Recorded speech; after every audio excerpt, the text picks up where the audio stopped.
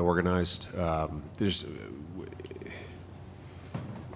Didn't do a good job of getting to our spacing throughout the game. Finally got 3 people down the floor, corners filled. We kept going to empty side stuff, wasn't working. Just got spaced, and we got to our proper matchups and all that stuff. I mean, we created good offense at different points in the game when we did that. When we didn't get good offense. But I think overall, like again, Braun just kind of took over that game and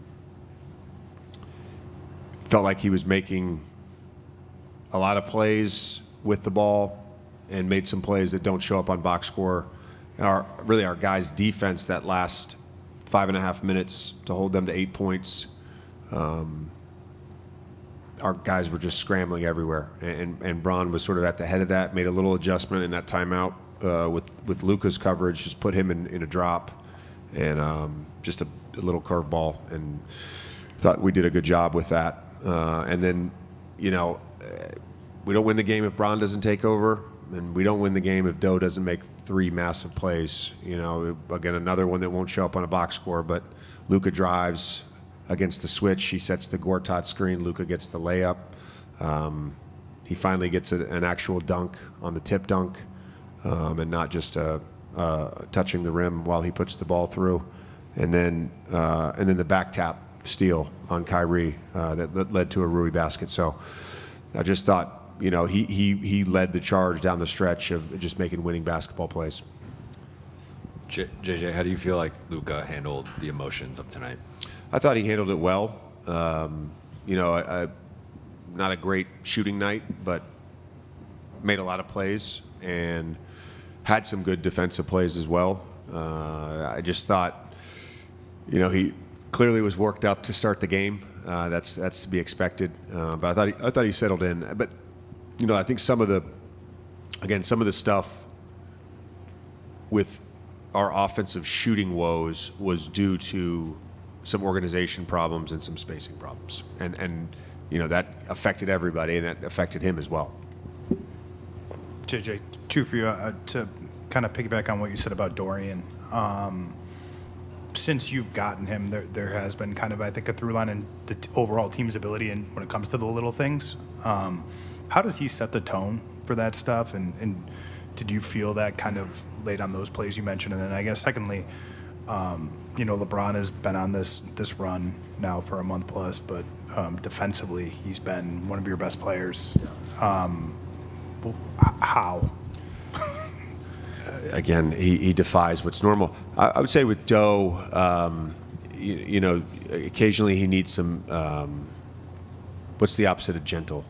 Harsh, some harsh needling, but he can take it, and then he's right back at it. He normally does a fantastic job of just setting the tone with the toughness, and we had some fun yesterday with the team defining what a banshee is in different cultures, and define what a banshee is in Laker culture.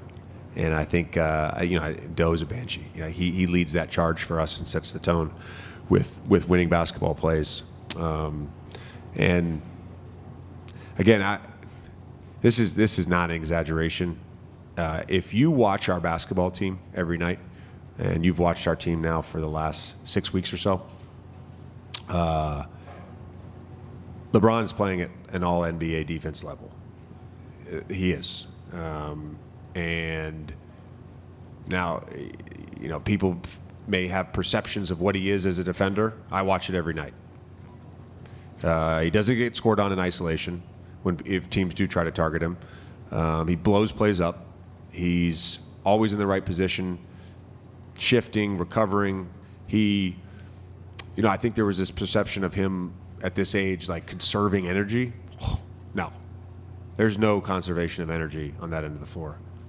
He's played elite defense now for a while. JJ, you mentioned one of your previous answers to your left. Yep, there we go. You mentioned one of your previous answers that you guys, it took you a while to get organized offensively. It didn't really happen so late. You mentioned the spacing. How much do you think the way Dallas defended you guys impacted that? And how do you feel like your team handled some of the more aggressive defensive strategies that they put out there, especially more so against Luka, and how the rest of the group handled those? Yeah, there was some good stuff that came from the doubles on the empty side posts, but overall, I just didn't think we played well out of that. And then on the fires from the top, really just very undisciplined with our spacing, and that led to some tougher shots, some late clock situations. Again, last 6 minutes, we were very intentional about what we wanted to do. We had a good group in there to get spacing with 5 lasers out there. So I think somebody always just had to sacrifice and get to the dunker, but Rui got the layup with 1:05 to go, and Doe gets the tip in, and Braun gets the follow dunk as well. Like we did a good job of just being organized. JJ, when you guys made the trade in early February, this game's on schedule. Like, we know that you're playing the Mavs tonight and then April 9th. How does it feel to have it, I don't know if out of the way is the right terminology, but you've made this step, you got the win, and now you move on to the next stage of the season? Yeah, I think there's, it's not just for Luka. We talked about it before the game with the group. It's Max and it's AD, and we kind of just got to embrace it. It's just a little weird. It just naturally is. I've never in my life of playing basketball went to another team and then played them the first time and been like, oh, this is just another team. No, it isn't.